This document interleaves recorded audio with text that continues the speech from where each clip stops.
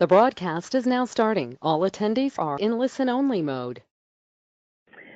Hi, my name is Deirdre Mason, and I am with the Association of State Drinking Water Administrators, or ASDWA. And the topic of today's webinar is the Trust for Public Lands Multi-Purpose Decision Support Systems for Source Water Protection Strategies. And this webinar is being brought to you today by the Source Water Collaborative as part of our Learning Exchange platform. So ASDWA is a co-chair of the Source Water Collaborative that includes 27 different members. We are a co-chair along with GWPC, and TPL, or the Trust for Public Land, is one of our members. And we are a group of 27 associations, organizations, and federal agencies that work together and with our members and stakeholders to integrate source water protection into key decision-making processes at the local level. For today's webinar, we have presenters from the Trust for Land. We have Linda Hwang and Fred Gifford. And the purpose is to demonstrate the various GIS-based tools developed by TPL and describe specific applications of this data and information to help water suppliers and decision makers develop land protection strategies that address threats to drinking water sources. So a few housekeeping items. We would like you to please type your questions into the box on your webinar control panel. We will not be taking any verbal questions. Type your questions in anytime during the webinar, and we'll answer all questions after the presenters are finished speaking. And after the webinar, we will have a video recording available on the Source Water Collaborative Learning Exchange website. So check that out after the webinar if you'd like to see the recording. And with that, I'm going to go ahead and hand it over to Linda Hwang with TPL. And Linda, are you ready to go? I am, yeah. All right, folks. Well, thank you, Deirdre, the Source Water Collaborative, for inviting Fred and I to present to this group. We are looking forward to just working with you guys and helping you think through what your source water protection strategies could look like. So I'm going to give a really brief overview of the Trust for Public Land, and then I'm going to hand it over to Fred. So our work is very complex, but our objective is very, very simple. It is land for people. At the Trust for Public Land, we definitely don't just save land. Our focus is really saving land for people to enjoy. We're the largest and longest operating organization working to create parks and protect land for people here in the United States. Every effort that we undertake reflects our organizational beliefs, and so we really believe that people need and deserve access to nature. And so we typically work where the needs are greatest and where our efforts can make the biggest difference, from cities all the way out to the wilderness. We have seen that the act of engaging community when we are creating parks or even schoolyards really creates community. And so we know from our experience that both that process of community engagement and the results they have can really be transformational. And for us, that's a powerful piece of our work, because we are trying to be a catalyst to empower communities to address these inequities far beyond the boundaries of where we work. And no matter where you are or where you live, you've probably visited a TPL protected place. We were founded in 1972. We operate from more than 20 offices around the United States, and we've created more than 5,000 places and protected more than 3 million acres across the country. So our parks and schoolyards work also plays a pretty significant part in building stronger communities. Our parks often function as access points for services, and so that's something that we're beginning to explore in a lot more detail around the country now. We are really proud of our work to guide more than 500 ballot measures across more than 30 states in the country. We've generated just under $70 billion in public funds for land and water.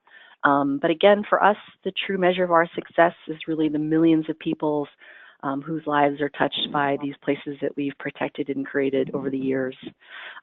Today, more than 8 million people live within a 10-minute walk of a place that we've created or protected, which we are really proud of.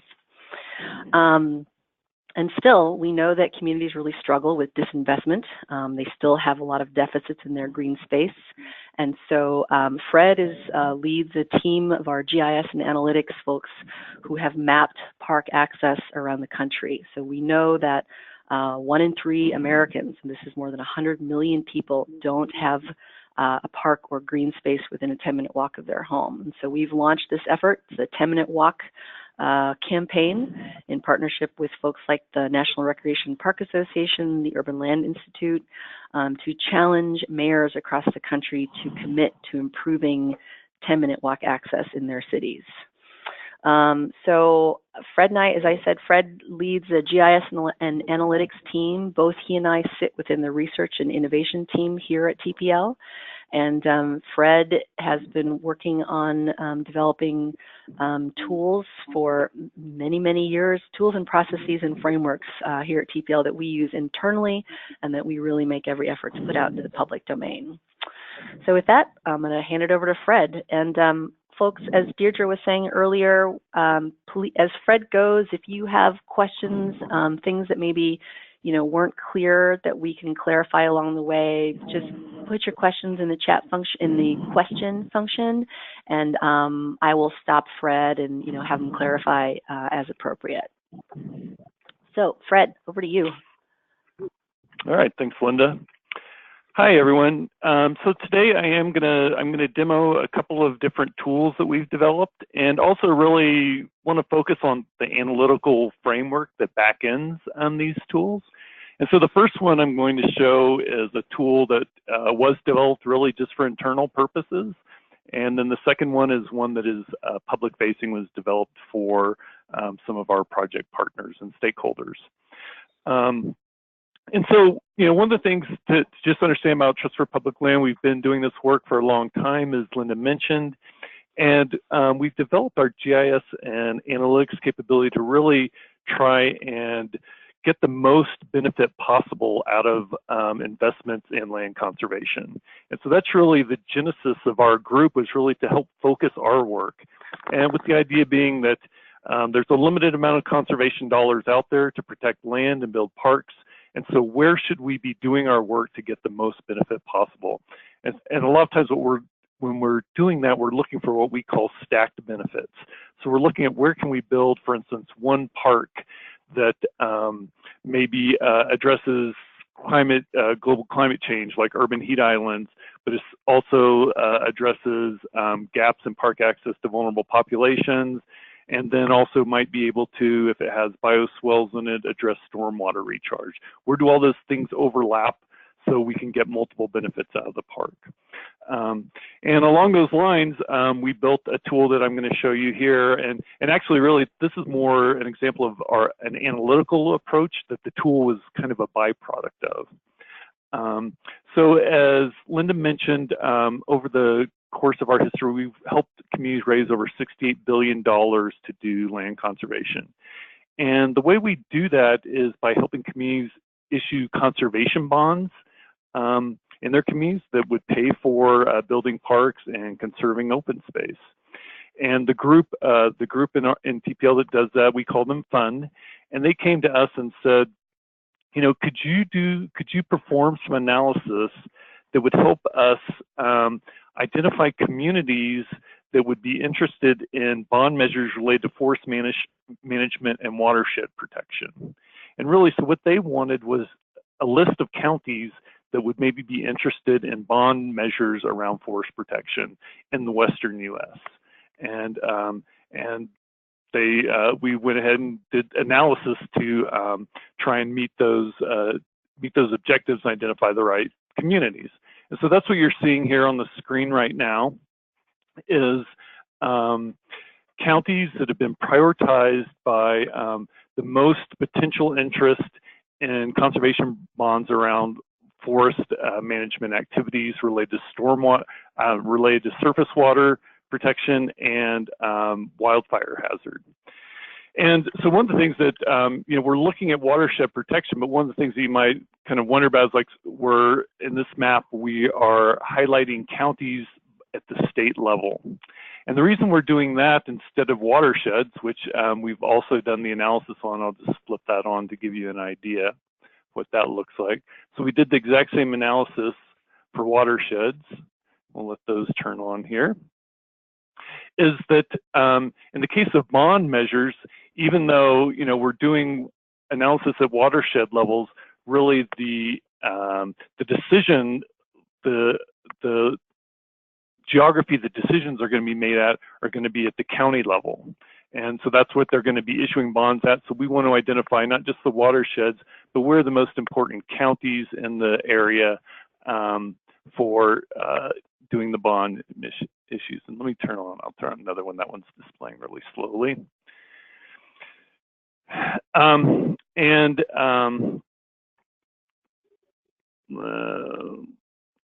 Sorry, this is displaying a little slowly. It's a lot of data. Maybe I'll zoom in on one state here to try and get us to display a little quicker.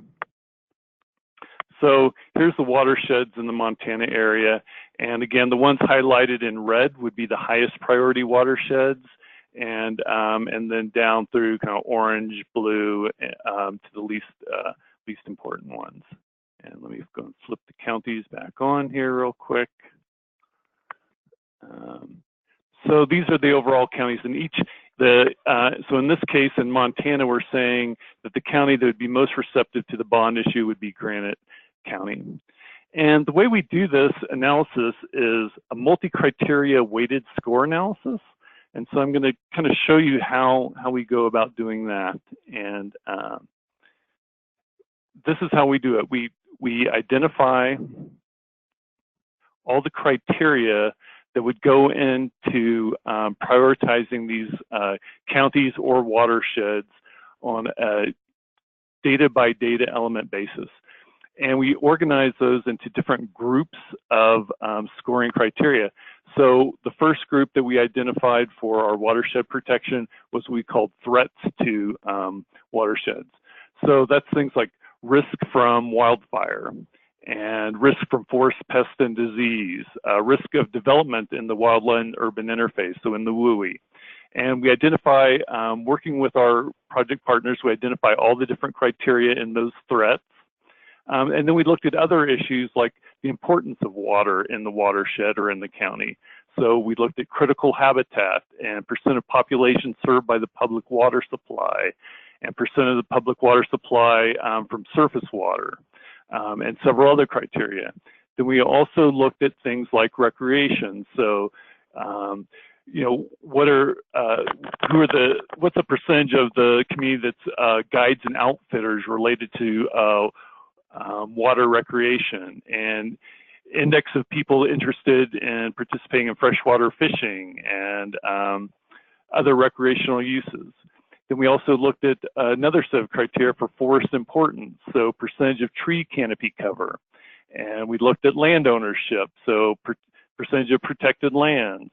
And then finally got down into kind of the resource economy and economic potential. So jobs in forestry, income volatility, which gives an idea of the amount of the economy that's based on resource extraction, and then jobs in travel and tourism.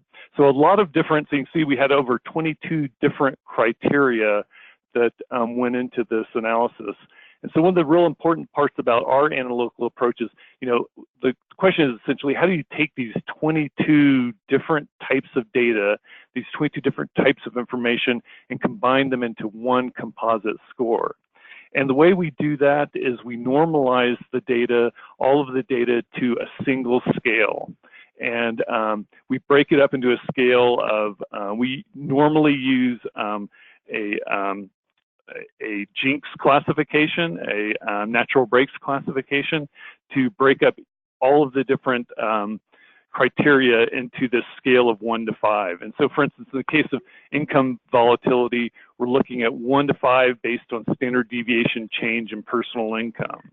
And by doing that, that lets us combine it and score it along with something that's totally different, like risk from wildfire, which is 1 to 5 based on the percentage of the area of the county that's at risk from wildfire. So we take all the data, we normalize it to that 1 to 5 scale. And then also the other thing that we do is it's a weighted sum analysis. So we take these different groupings of the criteria. So in this case, this is threats to the watershed or threats to the county forests. And we're saying we're going to weight them at 25%. And so that whole group of criteria or analysis are weighted 25%. And then water importance is ranked at 25% as well in this kind of analysis. And recreation at 7.5%, and et cetera. So, Fred, quick question. I think sure. a lot of folks who may not be sitting in the western part of the United States are also curious if something like this is available in the east, on the East Coast, with East Coast data. Sure. It could be developed there. In this case, again, this was a very specific study for the Western U.S., and we felt like there was enough commonality in all of that, those 22 criteria in the Western U.S., that we could look at them all together. If we were going to do the same type of analysis in the Northeast, we would use that same framework to do the analysis, but the actual individual criteria might be different. And without going and looking at the specific geography, it's hard for me to know exactly what it is. But for instance, we might wildfire might not be the same, set of issues in the Northeast as it is in the Western U.S. And so it might be that there's a different kind of risk indicator in the Northeast that we would look at. Then the other thing that might be is that we might rebalance those weights differently in the Northeast. And so when we build these national tools, sometimes we build them nationally, but sometimes we would build them more regionally and factor in regional issues into the analysis to make sure we're getting the right targeted location. And so right now, it sounds like we haven't built one for the Western Watershed Restoration Data Viewer. We don't have an, no, we don't have an Eastern Watershed. Eastern, right. And again, this is an internal tool that we built just for internal purposes. And honestly, the web map that I'm showing you right now was not even really part of the analysis output that was anticipated at the beginning of the project. Really, all they wanted to do is just, send me a Word document with the list of counties, the highest priority counties in each state. That's really what they were looking for. It just turned out that after doing all this analysis, we realized that there was a wealth of information here, and it's very easy to publish in these general purpose tools now. It just didn't kind of make sense not to publish the data into a web-based mapping tool. Right. The other, and the other. Go ahead. I was just going to say, well, because I can anticipate, and I think that was the follow-up question that we got, which, I think people are looking at these tools going, well, I could use this. Is something like this publicly available for the region that I'm in? And so if we don't have an Eastern region, what would compel us to build one there? People asking for it and finding the right partners and stakeholders, seriously, because it wasn't as much effort as you might think to build this tool, because it's mainly analytics, and once we've designed the analytics, essentially we kick off the analysis and generate all the back-end databases, and kind of away we go. And we didn't spend a lot of time on design of the web application. It's really just presenting data. And so that's what I'm showing now is, for instance, the main tool that we ended up generating first from all this analysis was a spreadsheet. It's just a spreadsheet with all this scoring where we've scored all these watersheds and we've scored all these counties based on these different criteria. So, what's the overall rank by state, in the analysis? And so that's what I've got it sorted on right now. And so we can see the county, the top ranked county in each state overall. But then I can also sort them based on the water criteria, for instance. And again, it's just it's a tool for guiding, in this case, where we would want to do work and how we might frame the discussion around bond issues in a given county. It doesn't need to be anything more than a spreadsheet, potentially. Um, and I guess the other thing I should say, the way Trust for Public Lands ends up funding a lot of these types of tools is through, finding groups that are interested in them, and then we will go and look for foundation funding to fund their development. And so that's how this tool was developed. Essentially, it was foundation funding that was meeting an internal need. And I'll show a tool in just a moment here that's an example of foundation funding for a decision support tool that's meeting an external need. Great. And so that's so again, the big part of this project, it wasn't so much a tool development project as it was an analysis project with a very focused single purpose, which is find counties where we want to do bond issues potentially. And all the work was targeted towards answering that one question. And what we're finding more and more over time is that we're gathering this national data and developing these single purpose tools. We're able to develop these single purpose tools or tools that have a very focused application use. They're almost, I kind of consider them almost like disposable tools. We develop them, we don't make a big investment in the tool itself. It's more the analytical back end that we're investing in, and then it serves its purpose for whatever time frame it's needed, and then we walk away from it. We're not spending hundreds of thousands of dollars trying to develop a really fancy web application. The web application for this tool probably took 4 to 6 hours to put in place, where the analysis was done over the course of 6 months and took quite a bit more work. And it's just a new way to publish the data. So that's an example of a very large landscape tool with multi-criteria analysis that was developed, again, for internal purposes. I want to go ahead and pivot now and show an example of a different type of analytical approach that has the same, a different type of project that has the same kind of analytical framework, but much more focused geography and much more fine-grained geographic resolution and a multi-purpose tool that was developed. So what I'm going to talk about now is what we call a decision support tool for a green printing effort. And in this case, it's Taos County, New Mexico. And over the last 15 years, Trust for Public Land has probably developed 50 to 60 of these types of county level decision support tools. And these are based on what we call our community conservation analytical approach. And what we're doing in these tools is we're bringing that same kind of multi-criteria weighted sum analysis to a local community, but we're combining it with a very integrated, a very sophisticated planning framework as well. And what we're really trying to do is identify high priority areas for land conservation, but based on input from the community. So let the community drive the process as much as possible through a planning process. And so these green prints take about 1.5 years to complete. And we have a planning team that goes in and works with the community. And the first thing that they do in working with the community is they develop the overall conservation goals for the community. And those change from region to region. So for instance, in the case of Taos County, and I'll go and bring up the tool here, because I won't remember them all off the top of my head.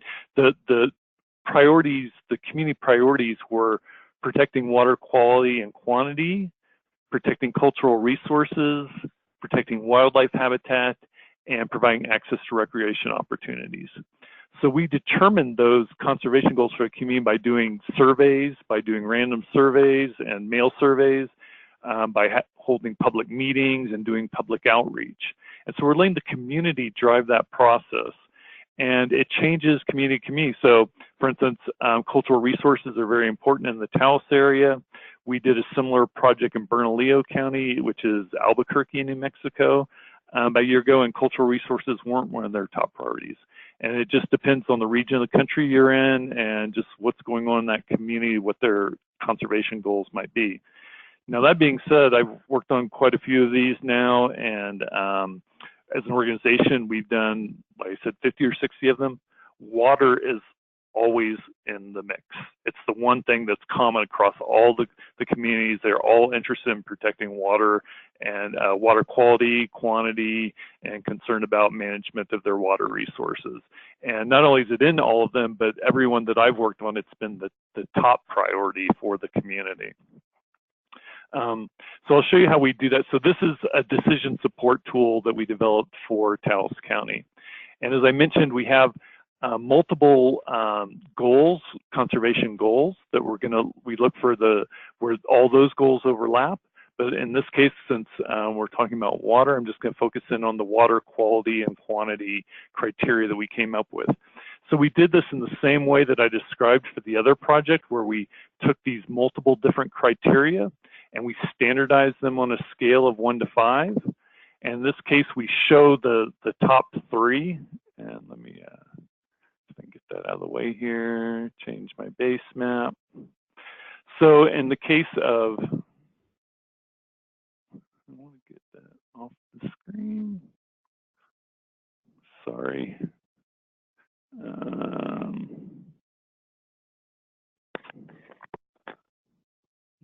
Sure. What are you trying to get off your screen, Fred? Oh, I was just trying to hide the controls. Sorry, I don't know if you could see those or not, but okay. No, yep. Okay, just a second. Okay. So in the case of one of the criteria in Taos for water quality and quantity was for protecting riparian areas. And so that's what we did. We mapped them and we scored them based on the type of riparian area that they were. And I'll go ahead and zoom in here so you can get an idea of what that looks like. So the areas mapped in red are the highest, and again, then that orange and tan color. And we do that for each of the criteria that were established.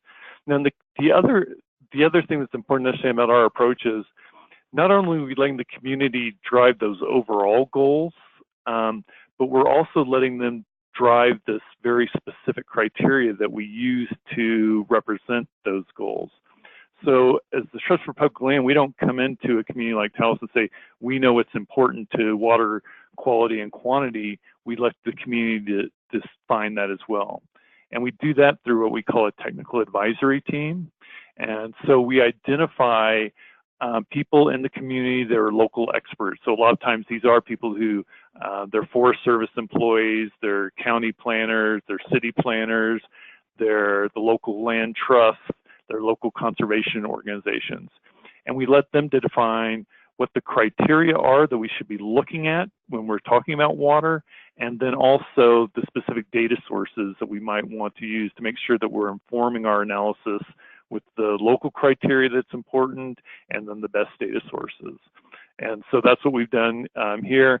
And I'll just real quickly look through a couple of the other ones so that you can see them. And so we also looked at soils. Erodible soils was another criteria that was identified by our technical advisory team. Risk of catastrophic wildfire was another one. They wanted to maintain viable agricultural and acequia use. So in Taos, again, that's something very specific to this geography. There's a lot of historic canals for watering, and those are acequias. And so they wanted to make sure those were protected and prioritized. Wetlands for groundwater recharge, and then they wanted to make sure that headwater streams were protected. So we take all of those and we put them together, and those become the water quality criteria. So we take all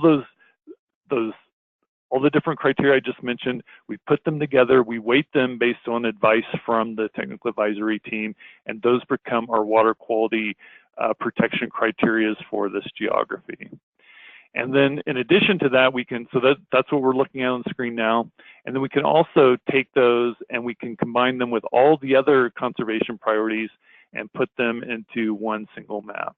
And again, so this is getting us to that stacked benefits type analysis that I was talking about, where could we protect one land parcel and we could meet multiple of the community's conservation goals. So it could address water quality, but then potentially also address cultural resources and recreation and other things. And so that's the map that we're looking at here. Now, the other thing that's really important about this type of analysis that we do, and this ties back to what I was talking about on the previous tool, where kind of the decision geography was at the county level. And so we made sure we did our analysis at that county level in the other tool. In this case, we're looking for very specific land conservation opportunities, and those are at the parcel level. And so that's what we've done with this tool, is we've taken all our analytics and we've loaded it down to what we call tagging it down to the parcel level. And so that's what I'm displaying on the screen right here. And so, for instance, if I click on this one parcel, I can get information about that parcel, both ownership information, but then I can start seeing how it applies to the community's conservation goals. Is it in a riparian area? No. But is it a high priority for soil protection? Yes.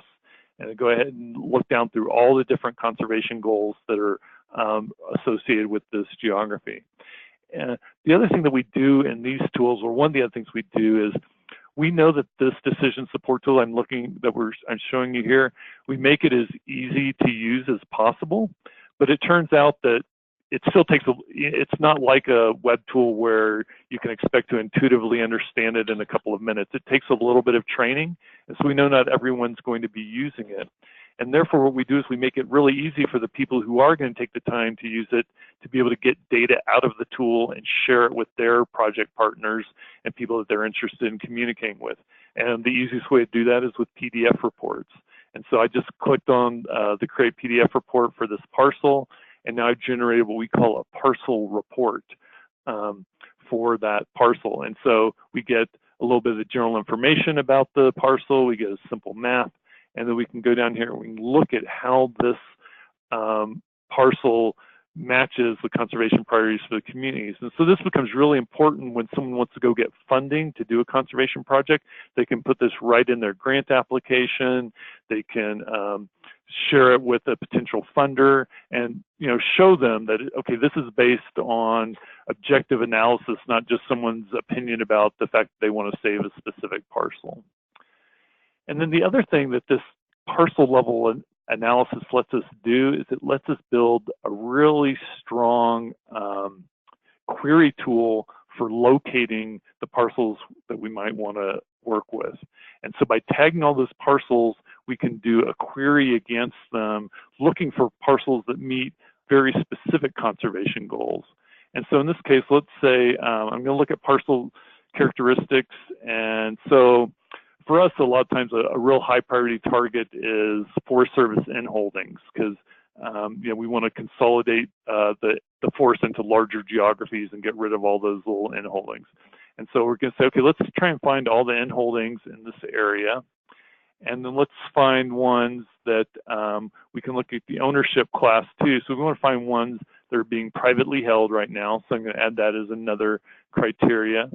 And then we're also interested in water quality and quantity. So we want to find ones that meet our overall water quality and quantity priorities. And we'll say yes there. And then we'll run the query. And so now I'm querying all the parcels in Taos County and bring back the ones that meet just that criteria. And it brought back 1,187 results. And I can kind of scroll down through my results in this table that came up below. I can click on one and zoom into it if I'm interested. And then I can also, 1,100 parcels is quite a few. And so it might be that I want to refine that analysis a little bit. And so let's go ahead and add another criteria. So let's, maybe we want to only look at parcels of a certain size. So we know we have a limited amount of money. And so let's only find in holdings that are smaller than 10 acres, for instance. So I'm going to just refine my criteria here. And I'm going to issue the query now. And now I'm down to 940. And I can just keep adding those criteria to whittle it down as much as I want. If, maybe I'm interested in water, but I'm also interested in protecting wildlife as well. So I can add that as wildlife habitat priorities as well. I'll add that as a condition. And so now I've got down to 414. And again, you can see I can just keep refining that. And again, this is important because a lot of times the funding sources, even though the community conservation goals are the ones I described, those 4 broad goals, oftentimes a funding opportunity is tied to one specific conservation priority, like water quality or like cultural resources. And so this lets us take the analysis and either use it all together to find those stacked priorities, or to focus in on very, very fine resolution analytical results around one topic if we want to. And again, so this is an example of a multi-purpose decision support tool around conservation goals and water quality that we developed, and have many of these across the country. So that's the main 2 things I wanted to show. I'm happy to kind of stop here and take questions and go from there. Thanks, Fred. Well, just keeping in line with the question that came out previous. So in this case, we built this whole decision support tool for the green printing effort, right? And so that was something. And how was all of that funded? Sure. So this came from funding from a foundation. It's a foundation that's interested in supporting land conservation in rural communities in the Rocky Mountain West, essentially. And so they funded the effort, and we partnered with the Taos Land Trust and the county and the city to do the actual work. You know, one of the things that we do, we'll go, if a community expresses interest in having one of these tools developed, we'll go and try and help find the funding. But we always want to make sure that there's a local government participation in it at the county and city levels. And so we want them to make some kind of contribution as well. So they have essentially what we call a little skin in the game. And so in this case, the county provided a very small nominal amount of funding, as well as the city of Taos, town of Taos, but it was primarily funded by a foundation. Mm-hmm.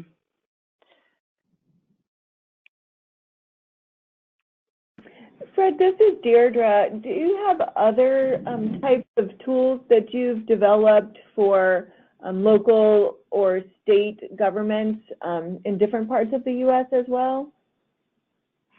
Yeah, we do. We have tools that we've developed all across the country, and they all have a similar flavor to these as far as, again, this multi-criteria weighted sum analysis, but they address different types of issues. We have some that are very large landscape analysis tools. We have one in the Northwest that we call the Open Space Assessment Tool, the OSAT tool, and that's looking at open space services. We have a series of programs all around the country called Climate Smart Cities. We've done about 20 of those tools, and those tools are looking at green infrastructure interventions in communities. So we're looking at things, again, like surface water runoff. We're looking at impacts from global sea level rise. We're looking for opportunities to develop active transportation, so bike lanes and trails. And then we're also looking at the opportunities for mitigating urban heat islands in those types of communities. And again, we have just a very wide variety of these tools. They all have things in common. They all have the same analytical framework, and they're all trying to get to the idea of, let's be strategic about how we do this work. Let's help communities focus their limited resources in the areas where they're going to get the most benefit around these different conservation issues. And Fred, are these tools publicly available? Could we send these out to folks so that they could kind of play around with them? Yeah, we could. The Western Watershed Assessment, I mean, I'm happy to send out the link to that one. There's nothing, proprietary in there. It's just, it was not developed to be a public-facing tool, but happy to share it with anyone who's interested so they can look and see kind of what data is in the analysis and play with it. And then in the case of, for instance, the Taos community conservation plan, green print. We have lots of those types of tools. Those are what we call password protected, publicly available. So what that means is you do have to register for the tool, but the only requirement is that you provide a valid email address where we can send the verification link to. And the reason we do that is because when we get down to that parcel level data, there are some sensitivities, and we just want to make sure that we know who's using the tool in case we need to get back in touch with them about anything having to do with the data in the tool and its appropriate use or misuse. Yeah, great. Okay. And we have a really good question from somebody at a municipal water department. What's worked when we're engaged, initially to really help all the different groups and, in particular, a municipal water department to advocate for the development of this kind of tool? Sure. I think, what's worked is I do think this idea of being strategic about how work is done, and then people respond to that. They intuitively understand that we can't protect everything, and so let's be strategic about it and prioritize it. I think people understand that one of the ways we describe this analysis, it's a combination of science and preference. And I think, again, people, kind of intuitively understand that's a good way to approach this type of work. It's informed by data as much as we possibly can, but it's also informed by what the community wants at a specific point in time, essentially. And so when you describe that, people understand and tend to respond to it. I would say also the other thing that ends up happening a lot of times is, we'll find a couple of champions in the community who are really driving the initial phases of getting the project funded and going. But then when we hold the first public meetings, that's where we start to really get the involvement of the community. And one of the things that drives that, I think, is, and maybe I'm a little biased because I'm a geographer and I'm a GIS guy and I like maps, but people just understand that a lot of times if you're talking too abstractly about these issues, it's really easy to talk past each other. But when you make maps and you print them out and you lay them on the table in the meeting and get people to stand around them and talk to each other about the issues, it's just this common language. Maps and geography are common language that really cut through and let people get to the heart of things, and they respond to it, and they like participating in those types of processes. Yeah, and I think I think Fred called this out earlier, that across the board when we work with communities, protecting water quality and quantity is really top of mind. And so I think with the use of these maps, and often you have a whole, as you guys all know, different sets of stakeholders who all seem to be vying for their pet interests. And often the use of maps like this, where you can show the stacked interests and sort of say, look, we do have opportunities where we are all standing on common ground, so to speak, I think goes a long way toward really pushing for, the development of a tool, because you can sort of say, look, there is opportunity for us to all kind of be, rowing in the same direction and really shooting and really trying to protect and save specific parcels collectively. So that definitely has gone a long way to pressing for development of these tools. I think that's really true. And so, for instance, one of the conservation goals in a lot of these tools is working lands. And so that often brings, when we say, okay, we're interested in protecting farms and community forests, that brings a whole set of people to the table that sometimes wouldn't come to the meetings if it was just focused on what they think of as environmental issues. Right, that's right. Mm-hmm. And speaking of which, there's a question here around whether tools like these can be used to identify environmentally sensitive areas. Yeah, definitely. And a lot of them have those types of criteria in them. And again, we let the community drive, what those very specific criteria are, but many of them have sensitive, environmentally sensitive areas incorporated into them. Mm-hmm. I mean, it's almost, is it the case that where there is data publicly available, that could be some criteria that gets included into a tool? Is that right? Yeah, that's correct. And the other, component of these tools is we also say, we develop them with the best available data. And so one of the things that, again, it's nice about having a private nonprofit group come in is we're going to drive this process through to completion. It doesn't get held up for long periods of time while people are waiting on the perfect data sets.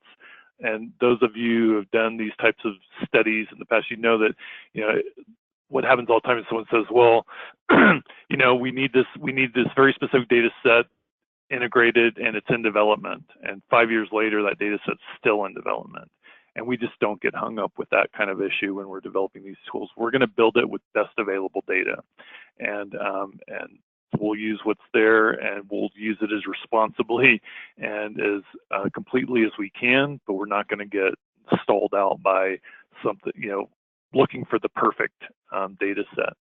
The other thing about our approach, though, too, is all this analysis, like the spreadsheet I was showing at the beginning of the session, I'm using that to show the criteria that we're using, but it's also, if you notice, it's the full documentation of what we did. And so that's the other thing that's very important about us. So we try and be as transparent as possible about the data sources we're using and then how we're using them, so that people can, agree or disagree with what we've done, but it's right there. And then the other thing that lets us do is, when we do updates to these tools, which we do on an annual basis, if that magic data set does appear, 3 years later, we're able to plug it right into our analysis. We have it all documented, and it's all sitting there waiting to go, and it's fairly straightforward for us to pull out an older data set and load in a new updated one and rerun the analysis and get different results. So we're always, willing to add that better data when it becomes available. Yeah. So speaking of data, we have somebody who's very, very interested in kind of the deep guts of the tool. And so two questions first on kind of just specific data sources. So if you could share any thoughts about just two things: the delineation of riparian buffers, because that's always a little tricky, and we don't know what the data is like there. And then the second, maybe more straightforward for us, are the network of trails for environmental education, which is a really interesting question. Okay. Yeah, those are two really good questions. So in the case of riparian areas, again, that's very geography specific. In a lot of areas, what we're doing is simply taking the best available stream data and buffering it and making assumptions about the riparian areas. But where better riparian data exists, then we leverage that when possible. Now, the one thing that we will do, for instance, in the case of riparian areas, a lot of times communities have stream setback laws and things like that. And so we'll do the research to see if that's the case, and if possible, we'll use those as some of our riparian definitions. And again, those are, county by county, geography by geography. How they're defined. So we just, we count on the local experts to guide us on what's the best available riparian area for their region, and then how do we best, represent that in the tool. The question about trails is really good. So in the case of this tool, it was also done in conjunction with a community trail planning effort. And we've done a few projects like that where we did a trail plan in tandem with a green print or community conservation plan. And it's just a whole nother beast, actually, as far as doing that trail planning effort. It turns out that good and complete and accurate trail data at the county level is very, very difficult to come by. And when we do these trail planning efforts, we spend a lot of time trying to gather and synthesize data into the best available trail data set. But where it's part of our project and where it's identified as a criteria, then it is often incorporated into the tools. And And so it was incorporated into this TALS tool, for instance, and it not just the existing trails and protecting them, but in the case since we were doing a conceptual trail plan in conjunction with it, we also prioritized places where the community wanted to see new trails. And again, we had a whole planning process around identifying. We identified over 100 potential trail opportunities in the Taos area, and then went through a process of helping the community prioritize, which ones they would want to focus on first. And that was incorporated right in here. And then we have an interesting question around kind of scale. So, and bringing different scale data together. How do you use water data at the Huck level and then go to county level? Yeah, so a lot of times, so in the case of the first tool I was showing, that Western Watershed Assessment, we were taking Huck level data for a lot of different criteria and assimilating them at the county level. And it's essentially looking at doing a spatial overlay intersect and calculating the area and the criteria of that Huck that occurs inside a given county, and then adding it up and weighting it. In the case of the Taos tool, we very rarely use data that's been assimilated at the watershed level when we're doing a county level analysis, because it's just too coarse of a geography to be loading in. Occasionally we will. We have used some forest deposits type data, for instance, in some of these tools, which a lot of it's at the watershed level. But generally speaking, we're trying to get finer resolution data at the county level than Huck data. Mm-hmm. And just a really interesting question, and I can already anticipate your geography-specific response, Fred, but there's a question here around, could a tool be used to develop a rotational grazing plan for livestock? And I know, just having worked on, sage grouse specific habitat tools, that grazing plans look very different, and you have to take into account different species of concern in different regions. But it may just be a question of stacking criteria internally, right? I think it is, and the thing that would come to my mind in that case is very much a geography-related issue, which is, do we have high enough resolution data to support a grazing plan? So it depends on what size of area you're looking at, and then what data is available. And the only thing I'd say there is, again, my experience, doing this for a long time now, is better and higher resolution data is coming all the time, and that's the one thing you can just count on going forward, is that there's going to continue to be higher and better resolution data in the future. So it's just kind of a matter of matching up the right analytical approach and the appropriate analytical approach to match the data that you have available to you. Yeah, when in the future, when we can all get the great 3-meter resolution data and be looking at grass height, that's when we can have great rotational and grazing plans. That's exactly right, and it's coming. It's coming. It's frightening. All right, let's see. I think that's the set of questions. Oh, go ahead. I would like to ask a question. This is Deirdre. Just considering all the data layers, I would think, that the water system, source water protection areas, the GIS maps, and the wellhead protection areas would be a natural to include in these types of tools and data sets. And so I'm wondering if you have any examples that you know of where you've worked with a county or community to specifically target those sensitive source water protection areas? Yeah, so the source water protection areas are part of the Western Watershed assessment that we did. So that data has been loaded in there, and it has come up on more specific projects. I don't think it came up in Taos, but another one I worked on in Sandpoint, Idaho, we were very much looking at those wellhead protection areas. So it does come up pretty frequently. The one thing I'd throw out here to the group, one of the things that we weren't able to find, and I was surprised about this on the Western Watershed tool, was we could not find a good accurate enough wellhead protection data that would let us calculate the watersheds that were upstream supporting those surface water sources. And because there's data security issues around public water supplies now, and so that really limited our ability. We were expecting to be able to target the very specific watersheds that tied to very specific communities' water sources, and we were never really able to do that. And I was surprised that we couldn't.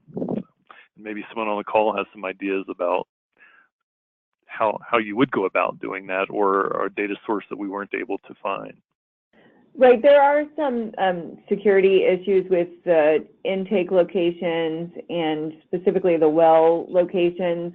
The EPA has developed a tool where they have included the sort of intake locations in a watershed per Huck, so that so they have some of that, but it doesn't pinpoint the actual locations.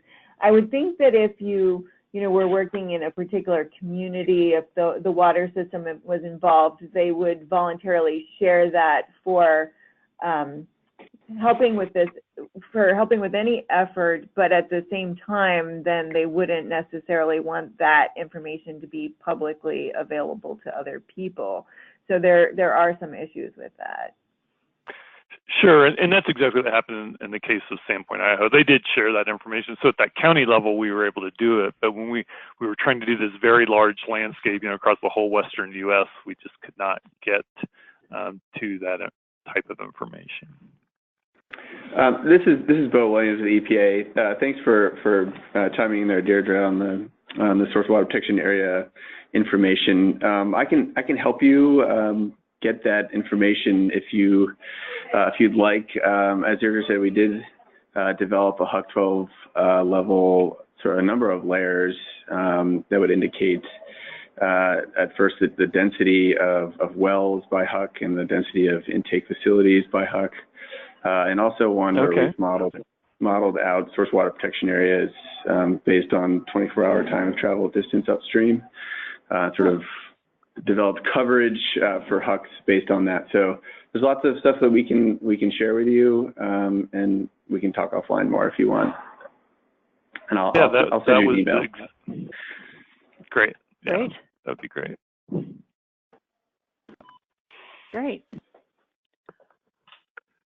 Well, we are at the top of the hour. And so I guess just on behalf of Fred and myself, just thank you all for participating and for your very good questions and for your interest. And as Deirdre mentioned at the top of the hour, this is recorded and going to be made available on the Learning Exchange website in the next couple of days. So you see the link there. And yeah, if you have any questions, please feel free to follow up with Fred or myself. Thanks, everybody. Great. Thank you, Linda. Thanks, everyone. Thanks. Your Bye-bye. Information and your also your website link as a follow-up for this webinar. Great. Thanks, Deirdre. All right. Have a great day. We'll end the webinar now.